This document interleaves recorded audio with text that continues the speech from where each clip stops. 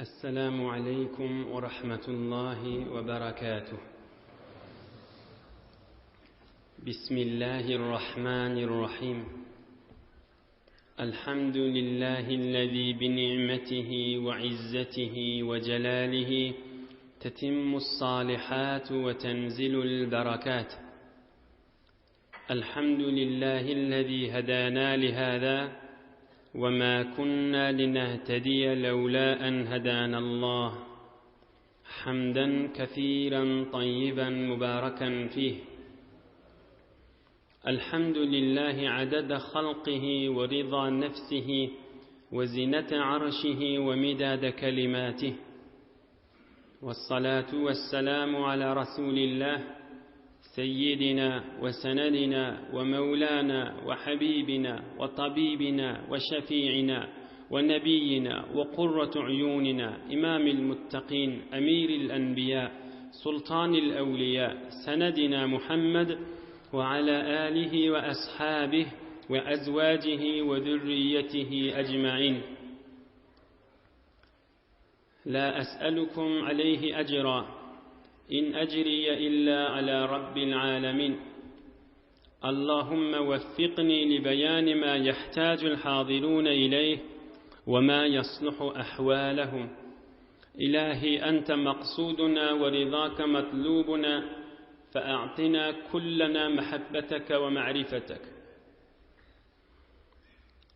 الله تبارك وتعالى وتقدس هما نذن طاعات عبادت لنذي صالح amallarıngı Hudaý üçin oturşuklaňyz, mehabbetleňiz, dost-dostun elinden tutmaňyz, duayı hayırleňizi lütfu keremi bilen kabul edip de hemmäňize iýilgün içeriňiz, dost ýaryňyz, kawmy hyşyňyz, enataňyz, ogul-gyzyňyz dünýä we ahir saadet gönünmek ýüze aklyk bersin inşallah. Pek Allah Teala'nın köklediğinden inşallah bir gece gözümüzün nuri, başımızın tacı, rahmetel lil alemin olan Muhammedur Resulullah sallallahu aleyhi ve sellemin 8. yaşından beylek inşallah ta vaktimiz tamam bolýança ol rahmetin, ol bereket, ol nurun yaşayışından hizmetine de yetirirdi inşallah. Geçen haftelerde geçişine göre Mübarek sallallahu aleyhi ve sellemin dədesi enesinin gövresinde Abdullah 25 yaşına ayrılıyor.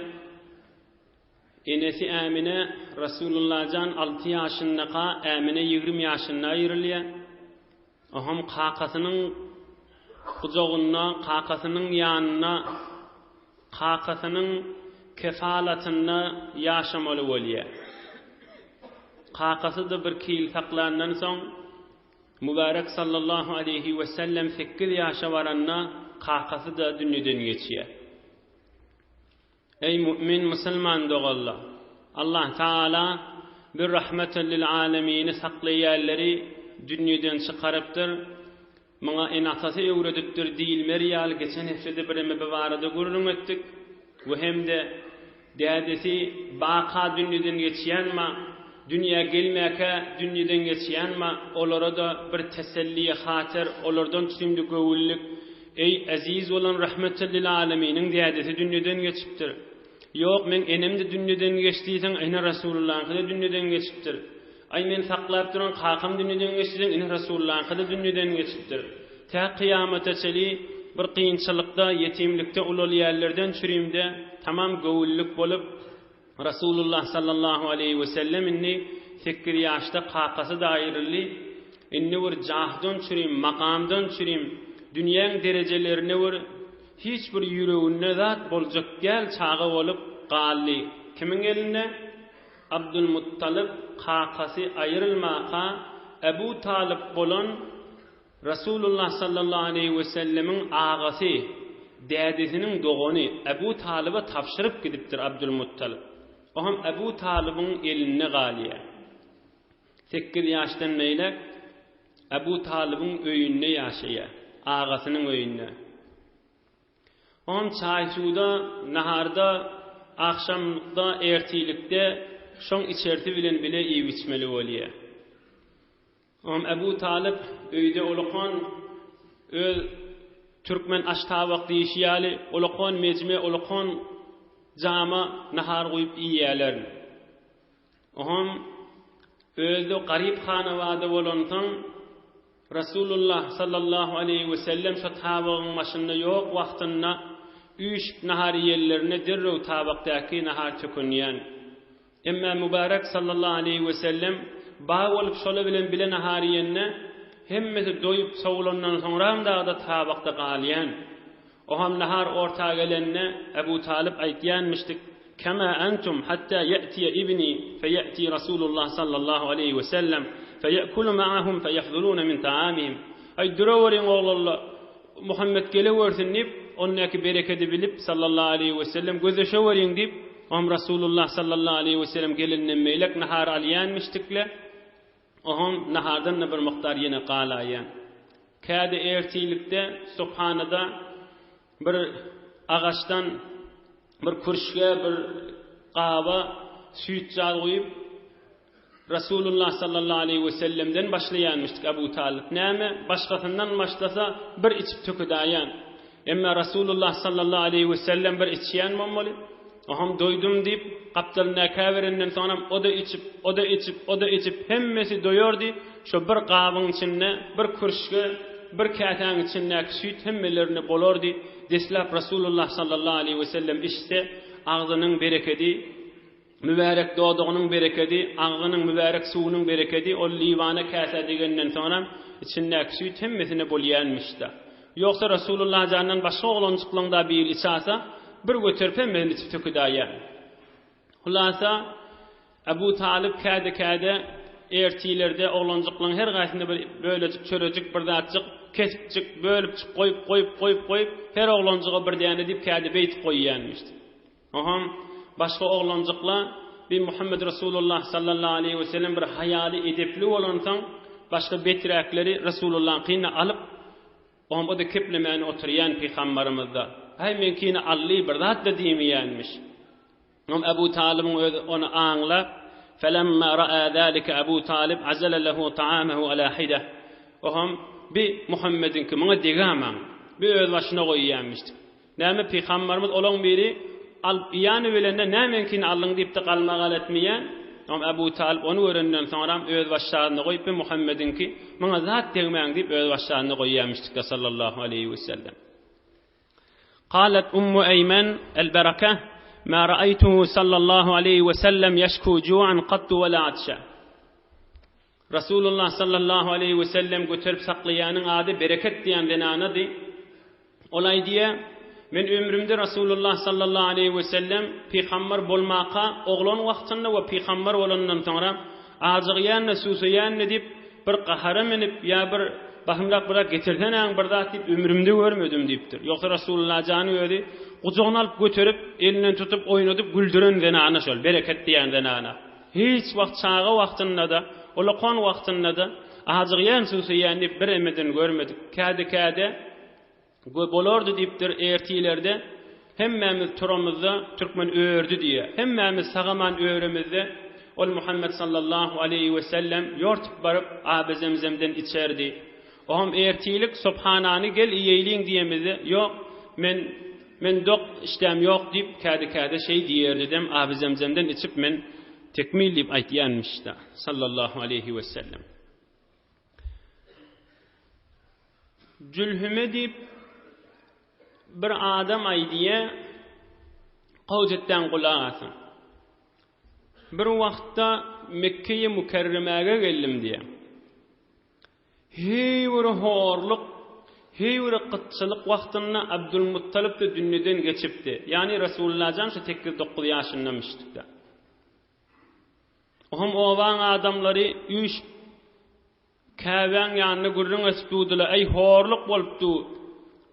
I'tamidul manata as-salisata al-ukhra, i'tamidu al-Lat wal-Uzza, ey botor ağlaýlyň, daşlara ol ýyklaylyň, belkim ýagyn ýagsyn nip adamla gurrun etip.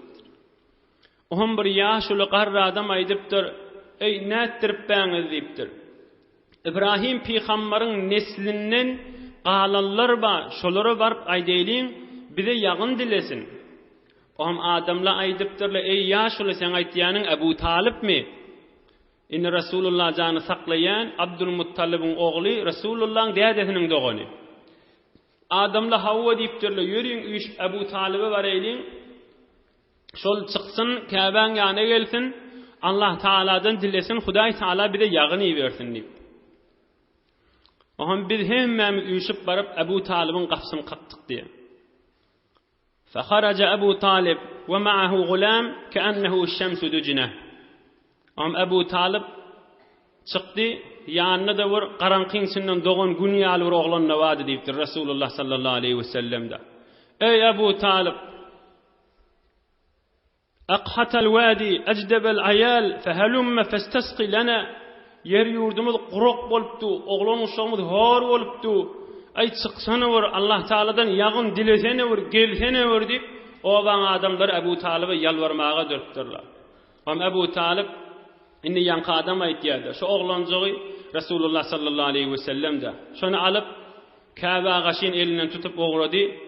Oham Käbä eltip Rasulullah sallallahu aleyhi ve sellemin arkasyny Käbä diýip şu taýda saklap durdy. Oham da soňram Käbäň daşyndan aýlanyberdi. قال الشيخ أبو بكر الجزائري يعني لسان حاله يقول اسق ربنا فقد توسلنا إليك بهذا الغلام المبارك. Yani Ebu Talib şu taýda goýa aýdyp duran ýany Hudaýa şübür bereketli oglanyň hormatyny bize ýagyn ber jan Allah'ım diýip dili diýip boldy diýipdir. Asmanyna bir bölejik bulut da ýokdy şonna. Ýani Rasulullah sallallahu aleyhi ve sellemi getirip 8 ýaşyndaky mübarek oglany Käbä arkasyny berip öz Käbäň daşyndan tawaf etmäge duranny aňyrdan bärden gara bulutlar ýerden geleni belli bolmady, asmandan rahmetli ýagylla dökülüberdi. Aqsaban nadi wal badi, yer ýurtla ýaşylla berdi, olakon bereket boldy diýipdirdi. Hatta Ebu Talib sonra da goşgy diýip aýtýanmyşdyk. Wa abyadu yustasqal gamamu bi wajhihi simalul yatama ismatul lil aramil. Ak joglan nabi, gowoglan nabi. Muň hormatyna Hudaý Taala'dan ýagyn dileýäs. Muň hormatyna ýagyllar ýagyp, oham yetim, dul we nanala, hor homsala, garyplara bir keýpçilik bolýadamyň bereketine diýip Ebu Talib soňra goşgyda Rasulullah sallallahu aleyhi ve sellem'den goşupdyrdy. Indi şu Rasulullah sallallahu aleyhi ve sellemin bir bereketi barada sahabalar Rasulullah jany vesile edip Rasulullah janyň hormatyna diýip Rasulullah janyň bereket tama bolşylarynyň bir kidany mysal aýdaýly. İnşallah ýygyny ýene Rasulullah janyň gurruguna girer. Qowjetden gulak asyn. Şu Rasulullah sallallahu aleyhi ve sellem'den hormatyndan Allah Taala'dan dileýärlikleri sahabaların. Peýgamberimiz ol peýgamberlik berilenden soňra Medine-i Munawwarada özüne jaýjal mescit salynýança kimin öýünde bolýarlar? Ebu Eyyub diýen sahabaň öýünde bolýarlar. Oham Ebu Eyyub peýgamber jana güne akşam şam ýerlik nahary berýän. Oham bir gün nahary beripdirler. Oham basymlykda şo naharyň şo durşy ýerine gaýdypdyr. Peýgamberimiziň mübarek barmagynyň eliniň jaýy ýok. Şo durşyna nahar ýerine gaýdypdyr. Faji'tuhu fazan faqultu ya Rasulallah bi abi anta wa ummi radatta isha'aka wa lam ara fihi mawdi'a yadak. Ya Rasulallah nahar ýerine gaýdypdyr. Sen barmagyň jaýy bolardy hemişe. Näme nahar halamadyňmy, näme boldy? Biziň ýeberen naharymyz şo durşyna ýerine gaýtdy da diýip Ebu Eyyub Ensari diýen sahabe Rasulullah jana aýdypdyr. وكنت حينما ترد علينا فضل طعامك أتيمم أنا وأم أيوب موضع يدك نبتغي بذلك البركة. يا رسول الله هميشه senin nahar qalanna biremejik men ayalym menen bile taýygy ortalardy. Görmüni Rasulullah barmagynyň ýyzy bar diýip şu tajykdan nahar ýerdik. Bereketliň ýyzy da bir taý diýip bereket badyrmyn diýip sen barmak çeken ýer jagyndan bizi barmak çekerdik diýipdir. Şonda Peýgamberimiz sallallahu aleyhi ve sellem "Wey beçiňizde hurafatdyr, beýsiňiz kafir bolardyňyz. bereket Hudaýdan dilen diýmen. Zat diýmendir. Ýöne aýdypdyr. Bu nipdir siz nahara sarımsak goýup dursaňyz diýipdir. Men ne diýipdir ol adamla ýanyma gelip gidýäti gurrun etýäle we ferişteli de gelip gidýäti. Men aglymyň isi adamlara muzahim bolar muqadiýan diýipdir. Amma antum fakulu siz iyi berin diýipdir. Ve haram diýemek diýipdir.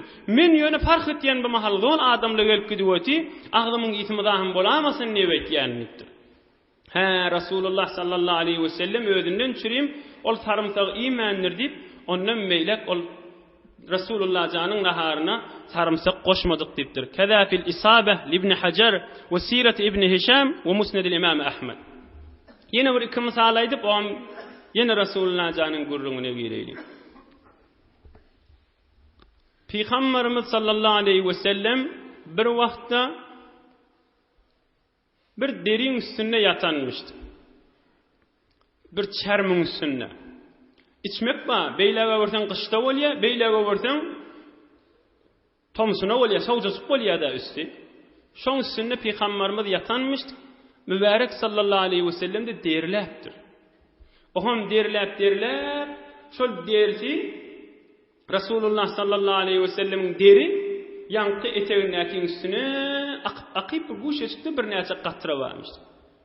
Oham Ummu Selim diýen zenan adamını görüp, ýörtüp, on bir zatçyk bilen alıp, sannyjagyndan füýşe çykaryp, şu füýşeň içine damdam edip, yankıca Rasulullah janyň mübarek derilerini alıp goýupdyr.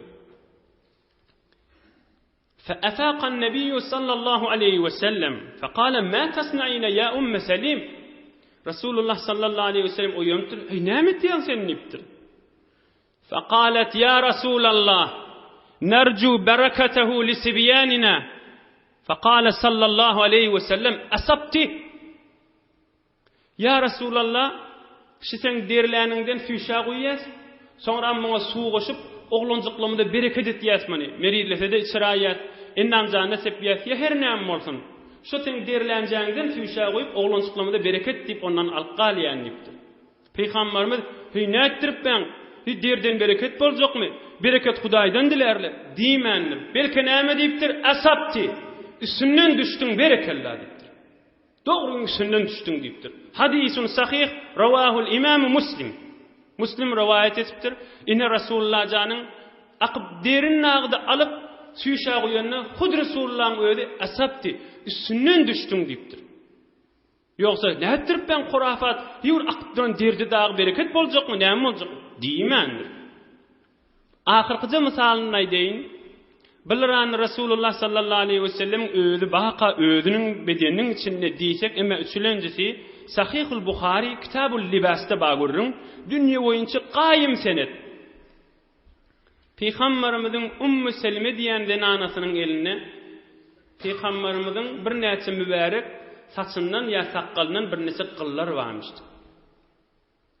Ohon sahabalaryň arasynda birine gözlegse, bir miriz bolsa, bir sırqawlasa, bir füýşe suwdan doldurup Ummu Selime diýen enemiz Rasulullah'ın denanasyna iýberýänmişdikler bir füýşäň suwdan doldurup. Ummu Selime de şol Peygamber janyň mübarek saçynyň 3-4 ýany çykyljagy şo süýşäň içine goýýanmış. Oham onu alyp gidip şol meride içirelerine basym gowulaýan. Sahabalaryň arasynda şu hemişe ba wagtmışdy. Rasulullah janyň öz ennamyny kıllaha, qaçan beýle duranlygy. Şu qılı hemişe soňram da saklapdyrlar. Rasulullah janyň mübarek kılınyky bereket diýip, şol meride dagda içirýänmişdikler. Hud enemiz Ummu Selemäňe diýenişi bu tamam Peygamber janyň sahabalary, yani şägirtleri de şondan merilesele gözlegse çağalaryna, öýlerine, şon alaqana, şondan haýyrlanýanmışdyklar. Ay ojra hurafatdyr. Beýsen şirk getirdiň bolar. Bereket şifany Hudaýdan dile, qılla şifa boljakmy? Ojra aýtmaýanmışdyklar. Rasulullah janyň tamam wüjudyny bereket Hudaý bilen öz aralaryna wesile goýup Allah Taaladan şifa dilerlerini Hudaý Taala berýänmişdi. Her hal bu gurrun şuňsundan turdy. Abu Talib ýagyn dilecek bolanlar Rasulullah sallallahu aleyhi ve selleme akidip Ka'baň ýanyna goýup arkasyny Ka'bak diýip Aham Hudaýa ýagynlyny on bol rahmatly ýagylly geliberdir. Şulay diýen gurrunymda muhtasar Sirat-ı Rasul li-Şeyh Necdide var şu ýerde.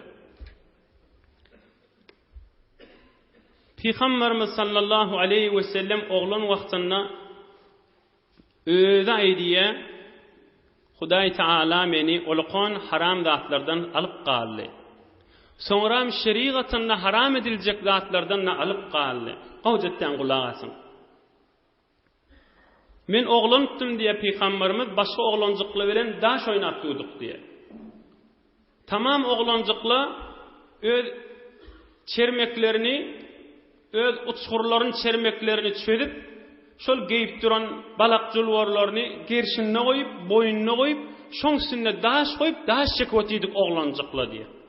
Men de çermegim çödüp, şu boýnuma daňjak boldum, üstüne daş goýup, daş çekjek bolup, İzle kamani lakimun gayra wajiha ve qala şudda aleyke izarak. Çermegim çölüp menne boynumda goýup daş çekjek bolamdy, bir zat meni qakdy diýipdi. Çermegin gaýym et, açma awratyň diýip aýtdy diýipdir.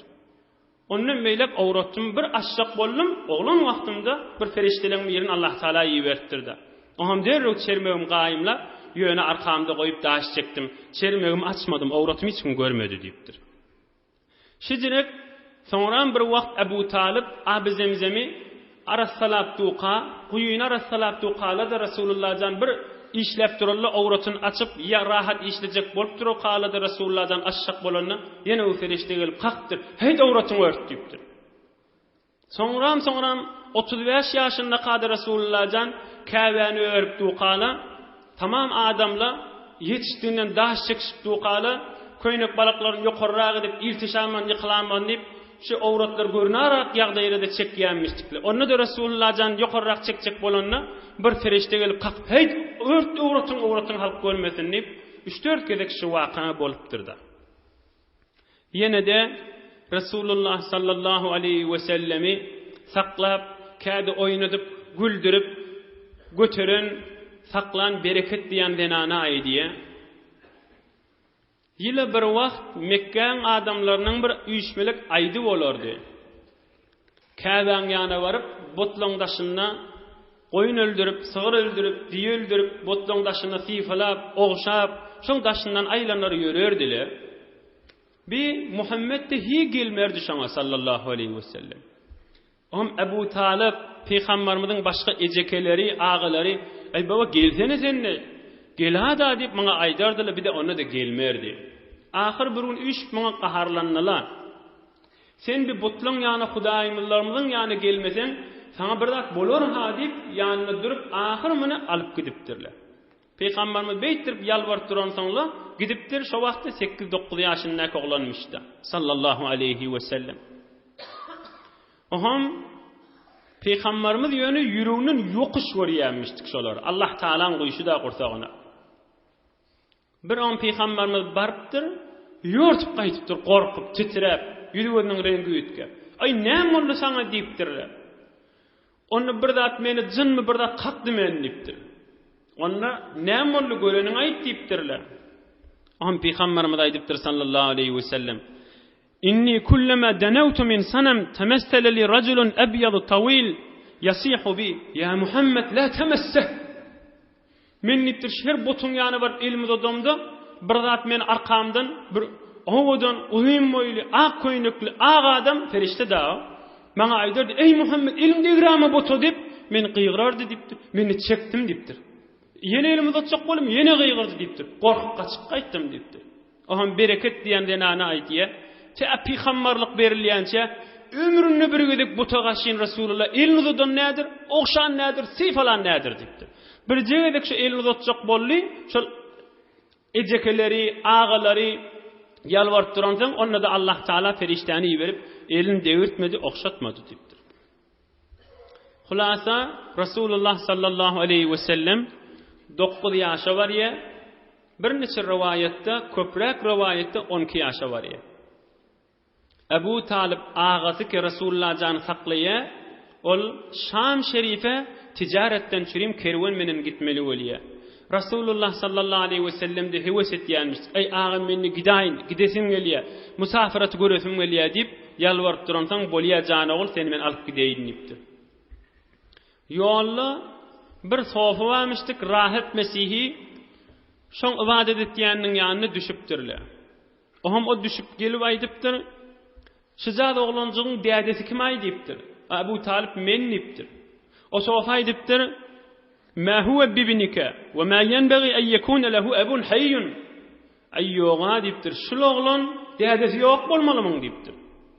Abu Talib aýtdyr näjire bilýänsiň dadesiniň ýokdugyny diýipdir. Olay diýipdir lianna wajhahu wajhu nabiyyin we aynayhi aynun nabiyyin ay mun ýüzü peýgamber ahir zaman peýgamberin ýüzüne meňdiýe. Mun gözü dagdy awadan nur seçiweti ahir zaman peýgamberin gözübi. Ahir zaman peýgamberin dadesi bolmaly diýipdir. Dünya gelmeke dadesi geçmeli diýipdir. Hawa diýipdir, dogry aýtýan diýipdir. Mun dadesi dünýeden geçdi diýipdir. Ama men taklap ben diýipdir. Ama mun ýandan gidipdirler. Ýolda ýene bir sofiň ýanyna düşüpdirler, rahibiň ýanyna. Ama o da şey diýipdir. Sonra üçüncüge de ýene gidipdirler. Inni Bahira diýe bir toparlaşyň Buhayra diýe. Buhayra diýmek ýalňyşdyr. Bahira diýen bir hewre alim mesihi varmışdyk, şoň ýanyna düşmeli bolupdyr. Oham Bahira ibadet etýän ýerinden gapsyndan ýa penjaryndan görüpdir, görse bir kerwan gelýär. Derre bir adamy beripdir. Şo kerwan gelse, hemmesini men şolary nahara çagyrýan gelselle diýipdir, da'wat diýipdir. Oham barıp aradaky adam aýdypdyr, ýaşly ýaşyňyz ýok, kärgeri beýlekçi ýok, hemmeňiz gelmeli diýip aýtýar Bahira. Oham bula Rasulullah sallallahu aleyhi ve sellemi yüklen arasında koyup düýelerde sen bakyp biz baraýly sofiň ýanyna diýip iň ýaşy kiçi Rasulullah jamanyny koyup öýleri barypdyrlar. Oham ýaşyraň bir aýdypdyr, ey Bahira, biz zolştadan geçerdik, hi ömrüňde bir gedek ibadet etýän ýerinden düşmerdiň. Hi bir nahar çaýda su bermerdiň sen geçip barýandyrä. Bu näme boldy saňa diýipdirler.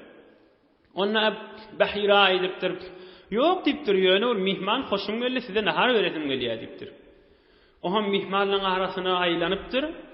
Aýtýan adamsy ýok. Ýükün arasynda galanyňyz barmy diýipdir. Oham biri aýdypdyr, "Haway oglançyk galdy" diýipdir. Ýükleri takla diýelerde bakyp edýdik diýipdir. Ýok, o da gelsin nahara diýipdir. Oham biri aýdypdyr, "Haway" diýipdir, "Biziň öýdimiz Muhammedi de goýasyp" diýipdir, "Abdullahyň ogly gelşenak" diýipdir sallallahu aleyhi we sellem. Alqaýdelip alqaýdypdyr. Oham gelýäka Bahira aňyrsyny, bärtini, ýüzüni, aýagyny, mübarek kellesini gözläp şol ahir zaman peýgamber şomkan şol öňkü kitaplarda Tewratda, Injilde Rasulullah janyň syfaty halys ýazaly. Şunu ýöne bil goýanda hud Qur'an-ı Kerimde näme diýe? Şol Yahudi Mesihi alimler öz öýlerindäki oglundan meter Rasulullah'ny hak tanýardylar diýdi. Şeýle alamaty öňkü peýgamberlaryň kitabynda kämilmişdikde. Öz ogly öz ulardy saklap beren 8-9 ýaşaýak ogluny ýaňyşda ýaňşardylar. Emma Rasulullah'ny ýaňşmaýadylar diýdi. Oham gözläp, heşin öýdi bolmaly diýipdir. Oham naharip bolanlardan soňra janagul diýipdir Bahira. Lat Uzzan hormatyna dogry aýt. Lat Uzza diýen bot Araplaryň arasynda dilewere aýdypdyr. Rasulullah jan aýdypdyr. Lat Uzzan hormatyny menden zat sorap berme, men olar ýokuş görýän diýipdir. Onna Hudaý üçin sen dogrysyny aýt, senden sorajak sora diýipdir. Oham o Bahira, sen janagul ýataňda näjire ýatýan diýipdir. Turaňda näjire turýan diýipdir. Iýeňde näjire ýýän diýipdir. Ýörýäňde näjire ýörýän. Hemmidan sorapdyr, halis ahir zaman Muhammed Mustafa Mujtabal Muhtar sallallahu aleyhi ve sellemin hemme alamaty var. Oham janagul aňryň maktip arkasyny köýnegini galdypdyr, görse ýalfylap duran ahir zaman peýgamberiň alamaty iki gerişiniň arasyna muhr urugly kepderiň ýumurkasy ýak tüňgeri tutduran. Onu görüpdir, onu elinden tut. Hada seyyidul alamin diýipdir. Tamam alam jahanyň serweri serdary diýipdir. Oham oturan Qurayşle diýipdir, "Ýerden bilýän sen meni" diýipdir. Ene arkasyny näki diýipdir. Şu ahir zaman peýgamberiň alamaty tagat şunna var diýipdir. Başy hiç kimde ýok diýipdir. Muň ýörüşi, muň gülüşi, muň kepleşi, muň hemme zady halis ahir zaman peýgamber diýipdir. Ýöne şunu saklap duran kim diýipdir? Abu Talib men diýipdir. Oğlum ol Bahira aýdypdyr. Nämesi bolýan diýipdir. Onda men dädesi bolýan diýipdir. Ýok diýipdir. Men bilişimden muň dädesi bolmaly diýipdir. Onda Abu Talib, "Ey bilen gözi işinden dogry düşüşini. Yan kuurun da oğlunun metir qowtany ýanmışdyklar." Oğlum ol alim aýdypdyr Abu Talib'a, "Sen nämesi bolýan?" Dädesi, "Ýok, dädesi bolmaly muň" diýipdir. Muň dädesi dünýeden geçen bolmaly. Am Abu Talib aýdypdyr, "Hawa" diýipdir. Muň dädesi bijad oglan enehiniň gowresinde qaýyrly diýipdir. Dünýeden geçdi. Inni dogry aýtdyň diýipdir. Oğam ol Abu Talib'a aýdypdyr, "Şunu Şam'a sen akitme" diýipdir. "Şu Yahudlary görýänmi" diýipdir. "Şu mahalla şöyle bilýär" diýipdir. Alimleri "Şu ahir zaman peýgamber dünýäge gelýän, muny görsele öldürjekden" diýipdir. "Şu ýerine getpäle" diýipdir.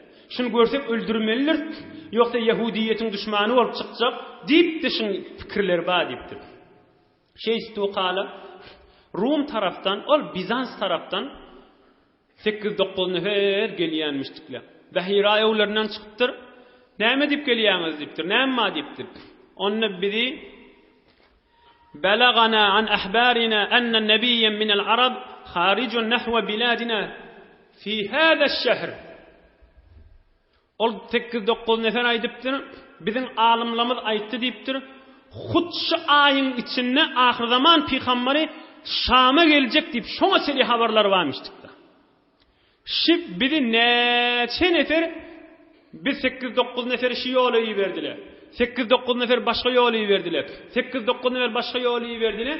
Palancire oglanlar görseňiz öldürüň diýip bir neçe yüz nefer bir ýollarda pytyragly ýaýragylşmahan diýipdir. Bahira aýdypdyr. "Ey samsakly" diýipdir. "Hudaý bir zady istenden soňra öňüne geçip boljakmy" diýipdir. "Ahir zaman peýgamber gözläpbät. Biz şonu görsek öldürjek. Şu aýyň içinde Şam tarafa gaýtjak diýip bilýär. Biz 8-9 öldürjek. Hudaýyň aýdynyň öňüne geçip boljakmy" diýipdir. Olary gowy düşündiripdir. Olar da Hawa diýipdir. "Onda şu ahir zaman peýgamber ine du ýanymyzda" diýipdir. "Siz Hudaý üçin degmäň" diýipdir. Olara öz sogabyňyz bolar, zat bolar diýip bular saklap zat diýdirmäni. Om Abu Talib aýtdy, "Gördüňmi?" diýipdir. "Muny öldürjek bolup kesipärler" diýipdir. Om Abu Talib bir neçe riwayatda şu tada ýygyny öwürtdir. Özü şu Şam'ın qolayjyklaryna bir neçe riwayatda Basymjak badaryna barakana ogrinçäçikden derrew mamulatyny edip basym ýygyny öwürildi diýdi. Hulasa sallallahu aleyhi we sellem ýygyny öwürilip gelýär, ýaşy 13-14 ýaşa gelýär. Bismillah. Oham şowullerde Rasulullah sallallahu aleyhi we sellemin taýfasy Qurayş taýfy bilen başga bir taýfanyň arasynda bir ulaqarrak bir jeng bolýar, bir çalyş bolýar. Oham muny agalar ýörsende jenge gaşyn git kömekleş diýip peýgamberimiz aýtdy. "Hak Qurayş bilenti, biziň taýfamyz bilenti, menne akitdiler, agalama oklaryny teýýarlap ellerine bererdim, olar da atardylar. Men şu jengede oglan wagtynda şirket etdim" diýip soňra sahabalaryna görüň berýänmişdikler. Muň gurrungyň içine, jeng gurrungyň içine girip bermäýli, ýöne tamam Rasulullah'ın zindigi namynyň içine tarihte baý bolansyň gysgaçyk aýtyp geçdik. Abu Talib agasynyň elinde ýaşap be, Abu Talib da bir beter garyp adammışdy. Rasulullah sallallahu aleyhi we sellem aýdypdyr, "Gowjetden kulak asyň. Rasulullah sallallahu aleyhi we sellemiň çofallygy barada, şaýetdi bir neçe bir zehniýet pikrimizde baý bolsyn, ýok da bolsa başga bir fikri harap adam sizden sorasa da açyk eline täbir belersiňiz inşallah." Peýgamberimiz aýdypdyr, "Men çofallyk edeýin, agam" diýipdir, "Saňa da kömekleşdigim bolar, iýbiçigimde, öýümde" diýipdir. Abu Talib da bolýar diýipdir. Peýgamberimiz aýdy sallallahu aleyhi we sellem, "Ma ba'asallahu tebaraka ve taala nebiyyen illa ra'al ghanama." Hadisim sahih. 100 miňden kan peýgamber bar. 100 miňden kan peýgamber. Hemmesi goýunmakdyr da şolar. Peýgamberimiz aýtdy, "Her bir peýgamber bolsa goýunmakdy, men ne baktym" diýipdir. Oham peýgamberimiz sallallahu aleyhi we sellem näçe ýyllap şol Mekkeň adamlarynyň goýunlaryny bakýar. Goýun bakmakda, çofallykdaky 10 näne peýdany howsala bilen gulagasyn. Biri çofan adamda bir bolmaly da jaýyllyk, aramlyk, howlukmuşlyk bilen iş bitmeýär. Bir Rasulullah sallallahu aleyhi ve selleme bir awudun bir temrin mukaddama jahillygy öwrenmäge. Elliki howlugynyň menen ol goýun otlajagyn otlamaly, howlugynyň peýdasy ýok. Gün ýaşaýança gözleşmeli. Ine bir jahillygy temrin. İkilenjisi ol sahrada çölli Allah Taala'nın azim halkyny fikredi oturmaly Allah Taala'nın azamatyny. Ey kudratyňa döneýin ya Allah diýip oturup bermeli bolýadykdyr. Ine muňa da fikretmäge pikrin giň bolýar. Giýjen garaňkylygyna, malyň arasyna, yatakda beýleşeýle, sukut, çölle, bitady özüň menen, Hudaýyň menen, özüň Hudaýyň menen munajat etmäge de öwrenişmek temrini üçlenji bir de bu bolýar. Dördülenji, hawa kızgın wagtyda bolýar, sowuk wagtyda bolýar. Ertiden ta ikinden akşama çeli, heýwir zydyňyrlyk, heýwir daýaw sabr temrin etmeli bolýar. Kızgın hawada, sowuk hawada, ýagylly hawada, yel ösüpdi, tolun ösüpdi, tufan ösüpdi, bitalarda sabr, zydyňyrlygy temrin etmek bolýar. Beşinji, çofolukda bolýan adyň biri çörejigini edafy dökmänjik gerekda, tökünse ýürüýtüňe hamir ýugurmaly, bişirmeli, özüniň gynçylyklary eken. Barakana satyn ararlyk diýe. Özüniň süýtjagida bolsa, çörejigide bolsa israf etmänjik, ýere dökmänjik, heýwir hesapşydyjy israf etmäni bir ýaşamak ineminde temrini bolýar. Altylanjysy, çofolukda dünýä ulukon makamy hiç insanyň çofanyň pikrine gelmeýär. Bir ulukon jahly, makamly, bir dünýä eýe bolsam, magrur bolsam, falan şa bolsam, bir zatda ýadyna düşmeýär. Muňda temrini bolýar. Yedilenjisi, çofan adam enti garaňkydan gorkjak. Giýjäň içinde bir pysır etdi ýüregi ýarylyp barýar. Emma çofan adam dym garaňky bolup tuqa, ýa bir pysır bolsa, ay bu falan şagyllardy. Ay bu nämedir diýip, ay menden gorkup bermelidir diýip, şujatlyk, daýawlyk ine muňda temrini bolýar. Sekirlenjisi, goýunyň aýagy döwülýär, goýun merizliýär, bir zat bolýar, ine muňa ýan jagyna baryp, mehribanlyk bilen onu gözläp, bir mehribanlyk, ýürek, ýumşaklyk diýen zat goýun makýan adama gelýär, ine bir tarapdan mehribanlyk da peýgamber jany temrin bolýar. 9-njysy, gyşaryp ýatyp halk maňa pul getirsin diýen hili bolmady. Öz dersini nöküp zahmet çekip eli bilen çörek çıkardı, ine muňda temrini boldy. Bir zat bolsun jamiğa hyzmat edip çörek çıkartyn diýipdi. Ahyrky 10-njysy mesuliýetiň temrini. Näçe goýunlary, dawarlary geçi goýuny bakyp, ol eýesine bir tapşyrmaly zat bar, salymjak tapşyrmaly, we öýde de bir ýüregi awyp saklapda bir men mesuliýetim maşylar bakmada diýip denglik bilen saklamaly. Meselen hatta bir şahlyrak dagdy bolsa, betrek bolsa on habardar bolup turup, ýa berrekde dakyp imin öz başyna berip, bir dagdy temrin, soňra zeýif insanlary kärlek gözlemäge, hemme kişi denglik bilen gözlemek bir mesuliýet bar, ine muň dagdy temrini bolup düşýärdi.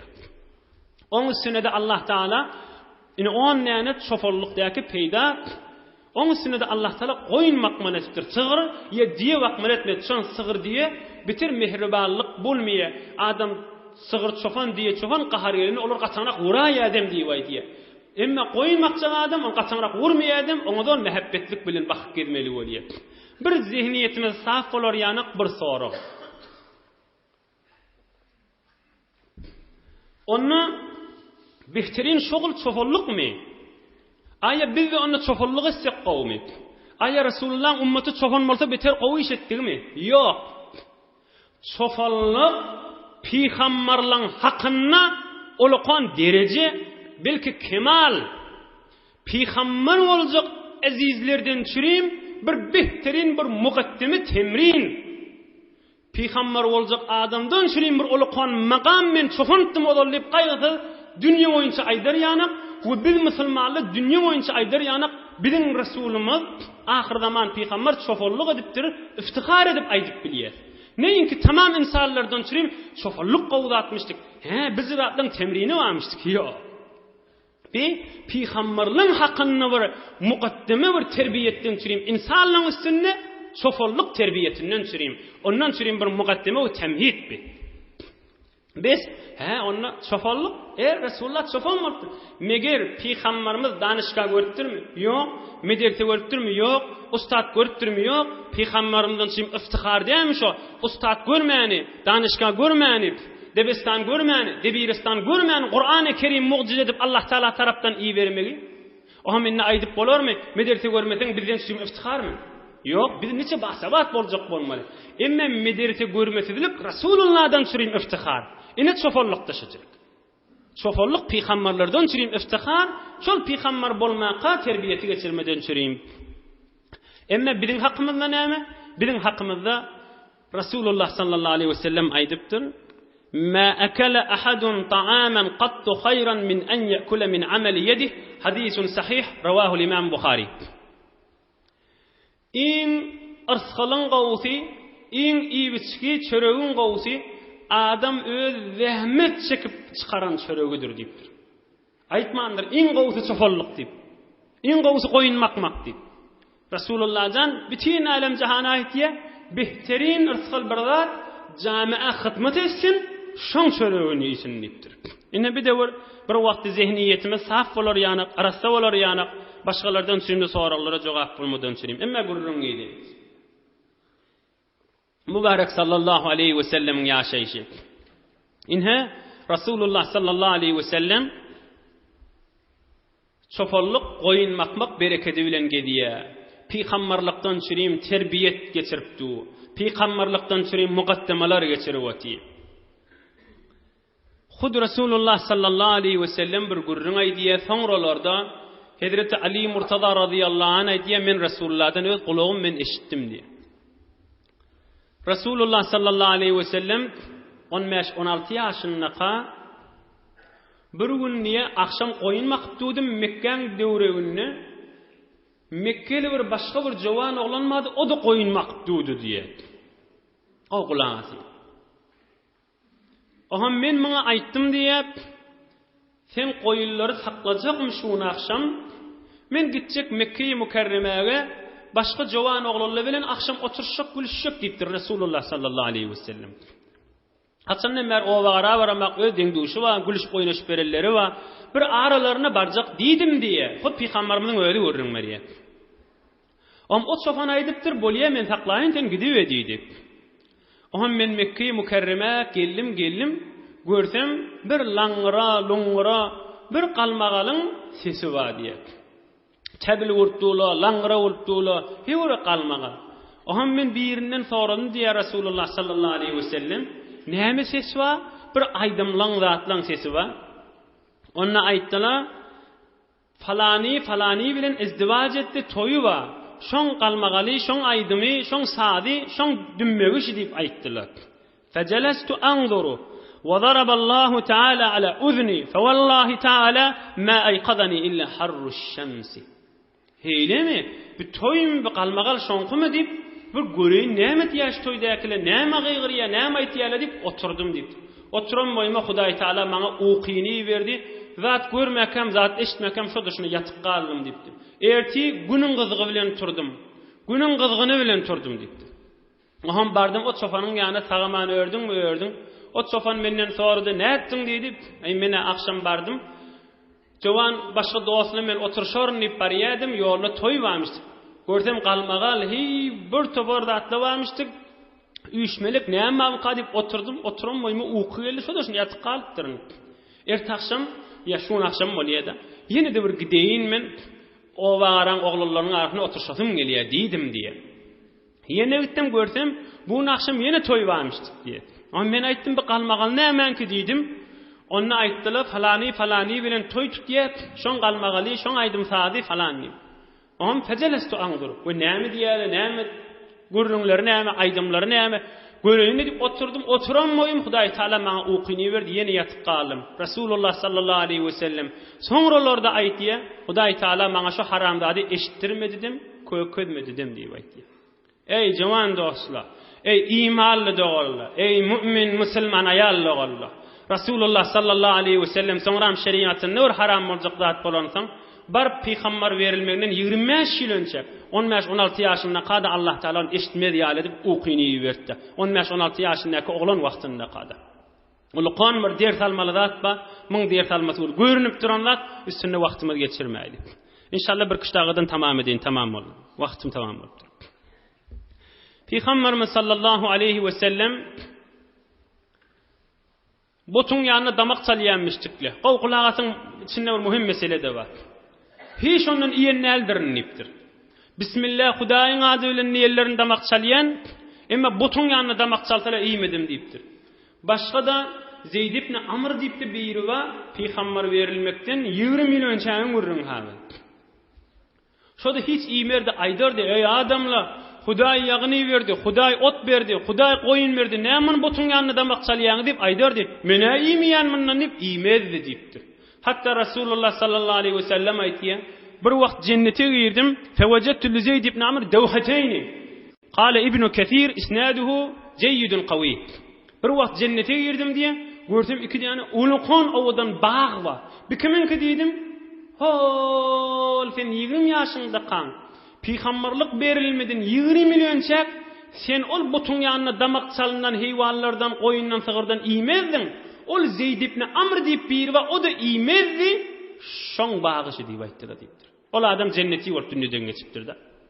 Ve her han Peygamberimiz sallallahu aleyhi ve sellem ömrümde şu botun ýanyna damak çalynan goýundan, sygyrdan dadan nädir Hudaý Taala men bokurdamdan onu geçirmedi diýipdir. Bir mesele şu mahalini bir aralarda bolýan gurrun maşyn meselet nädir? Danışmanatadan çürüm goýun aýtdym, Imamradadan çürüm goýun aýtdym, Bayezid Bastamidan çürüm goýun aýtdym, bu gurrun näme? O jütden hawasyny jemedim. Şu mahal meselen kakymyz dünýeden geçipdir, dädemiz dünýeden geçipdir, ejemiz dünýeden geçipdir. Şoňa bir goýun aýtýar. Näme diýdigimiz bolýaşy?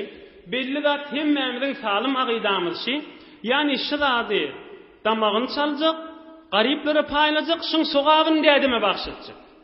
Hudaýym razy bolsun, oşuň sogabyny sowga edip hediýe etjek dädeme kakamy. Biz şu Imamradaň ýoluny, Bayezid Bastamiň ýoluny ýa danışmanataň ýoluny diýenmi niýetimiz şu bolsun. Hudaýyň hoşlugy o şu sadakaň sogabyny Imamradaň ruhuna bahşetjek. Şu niýet. Salymjak niýetiniň işi. Men şuni danışmanata damak çaljak diýdigi, Hudaýyň razylygynyň çürüm, o şu sadakaň sogamyny danışmanataň ruhuna bahşetjek. Bayezid Bastamiň ruhuna bahşetjek. Ene halat şüjre bolsa, salymjak, halaljak, Hudaýçylyk behterin sadaka diýip aýdylýar muňa. Muhammad Peygamberimiz sallallahu aleyhi ve sellem owasynyň arasynda فكان أفضلهم مروة أحسنهم خلقا أصدقهم حديثا ألينهم عريكة أعفهم نفسا أكرمهم خيرا أبرهم عملا أوفاهم أهدا آمنهم أمانة أقراهم ضيفا أختمهم للضعيف حتى سماه قومه محمد الأمين. Owasynyň içinde iň adam kärçilikde hemme kişide öwdedi. Mehribançylykda hemme kişiden öwdedi. Hoş ahlaklykda hemme kişiden öwdedi. Dogry keplemede hemme kişiden öwdedi. Garyplere hyzmat etmeden hemme kişiden öwdedi. Mihmanlara ýortmadan hemme kişiden öwdedi. Bir zady ananyp täbil berdi, hyýanet etmänjik täbil bermede hemme kişide öwdedi. O ahlak näme bolsa hemme kişiden öwdedi. Hatta o wan adamlar muňa Muhammed el-Emin, Muhammed Emin, Muhammed Emin dip Muhammed Emin ad takdypdyrlar. İnşallah indiki heftelerde bir rahmetel lil alemin Resulullah sallallahu aleyhi ve sellem qalanca gurrunlarından Allah Taala pek Allah'ın köklediğinden izdivacı Hadice bilen izdivacı ve sonra gurrunların hizmetine de yetirerdi inşallah indiki heftelerde. Hudaý Taala dünya ahiretimiz abat, yurdumuz parahat, vatanımız emniyet, dünya ahiret izzette saklasın. Merirlerimizde şefa, musafiratda, qurbatda, hizmetda, nahaqdınlarına düşelle, hemmelerini Allah Taala müşkillerini asan etsin, hemmelerini Allah Taala yar olsun.